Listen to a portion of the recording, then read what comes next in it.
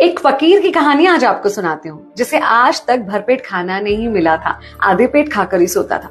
एक दिन एक साधु महात्मा से उसने कहा कि भगवान जी से पूछकर बताइए मेरे साथ ऐसा क्यों होता है। अगले दिन साधु महात्मा आए और उन्होंने बताया कि ऐसा इसलिए होता है क्योंकि तुम्हारी आयु 60 वर्ष है और पूरे जीवन काल के लिए तुम्हारे भाग्य में मात्र 5 बोरी अनाज है, इसलिए थोड़ा थोड़ा करके मिल रहा है तुम्हें। उसने कहा आपसे एक निवेदन है, भगवान से कहिए मेरा 5 बोरी अनाज मुझे एक साथ दे दे, मैं धीरे धीरे करके उसे खत्म करूंगा। उन्होंने कहा ठीक है।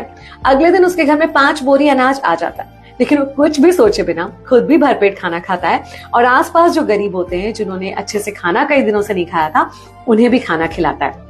अगली सुबह होते ही वो देखता है कि फिर 5 बोरी अनाज उसके घर में आ गया, तो वो पूछता है महात्मा जी से कि ये कैसे हुआ, आपने तो कहा था सिर्फ 5 बोरी ही है मेरे नसीब में।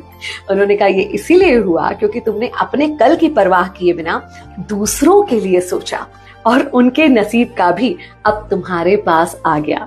असल में हम सोचते हैं कि हम किसी को कुछ दे रहे हैं, हम किसी के लिए कुछ कर रहे हैं। असल में तो हम अपने बच्चों के लिए भी कुछ नहीं कर रहे होते, उन्हें वही मिलता है जो उनके भाग्य का है।